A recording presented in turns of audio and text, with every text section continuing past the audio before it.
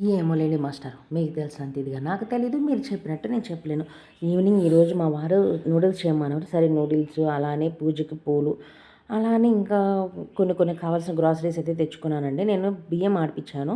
ఇది నేను చేరేస్తాను. నాకు మేబీ 1 వీక్ అట్లా వస్తుంది. ఫ్రిడ్జ్‌లో స్టోర్ చేసి పెట్టుకుంటాను. అలానే ఎగ్స్, సాస్ అయితే తెచ్చానండి. మనకేమున్నా లేకపోయినా ఖచ్చితంగా టీ పొడైతే ఉండాలి. నా గురించి మీకు తెలిసిందే కదండీ! ఇంకా ఎగ్స్ ఏంటంటే నేను ఒక డజన్ అట్లా తెచ్చిపెట్టుకుంటూ ఉంటే మధ్యలో బాబుకి రోజు పెడతాను. ఇంకా సాస్ అండి. ఇక మామూలుగా అయితే నేను ఇంట్లో చేసుకుంటాను. బట్ ఇప్పుడు చేసే అంత టైము, ఓపిక 2 లేవు. నేను బట్టలు కూడా చేత్తోనే వాష్ చేస్తాను. అందుకని సోపు. ఎవరైనా సరేనండి బర్రె పాలు తాగే అలవాటుండి, ఆవు పాలు తాగలేనోళ్ళు ఎవ్వరైనా సరే తిరుమల పాలే తీసుకోండి. ఎందుకంటే తిరుమల పాలు, బర్రె పాలన్నమాట చాలా బాగా ఉన్నాయి. నేనైతే తిరుమల పాలు తప్పితే ఇంకేరే పాలు తాగలేము. యాక్చువల్లీ మామూలుగా ఊరి దగ్గర ఉన్నప్పుడైతే అసలు పాల ప్యాకెట్ పాలే తాగేవాళ్ళం కాదు. కానీ ఇప్పుడు తప్పదు కదండీ!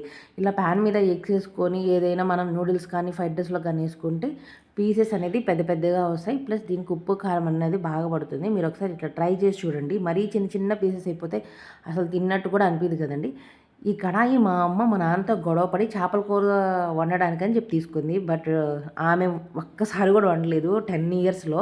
బట్ నేనే వండుతున్నాను ఇప్పుడు తెచ్చుకొని. ఇంకా నూడిల్స్ ప్రాసెస్ అయితే చెప్దాం అనుకున్నాను. ఏంటి నువ్వేం చెప్తావు అన్నట్టు. నేనేమి దీంట్లో మసాలాలు, సాసులు పెద్దగా ఏమెయనండి. ఏదో తెచ్చానే కానీ అసలు ఏసింది కూడా లేదు. కానీ చెప్ లైట్‌గా వేశానంటే వేశాను. ప్రాసెస్ ఎందుకు చెప్పలేదనుకుంటున్నారా? మా బాబు అంతలోకి ఏడ్చేసాడు. సో, తను కోఆపరేట్ చేయలేదు. నీకు వీడియో తీయలేకపోయాను.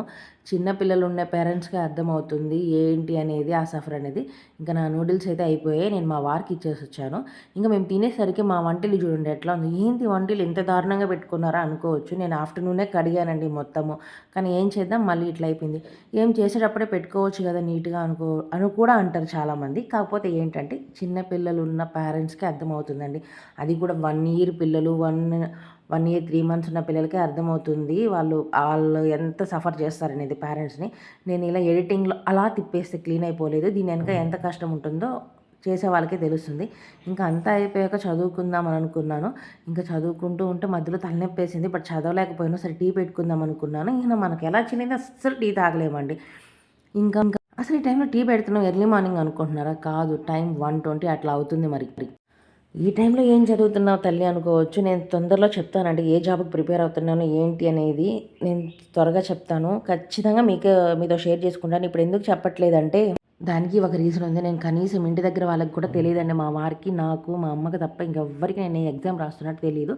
అందుకే ఎవ్వరికీ చెప్పలేదు. ఇప్పుడైతే టీ మీరు తాగుతారా? అయినా మీ నిద్రపోయేటప్పుడు మీకు టీ ఎందుకండి? సర్లేండి. ఇంతలోకి మా బాబాయ్ అయితే లేసాడు. వాడిని నిద్రపిస్తున్నా. బాయ్.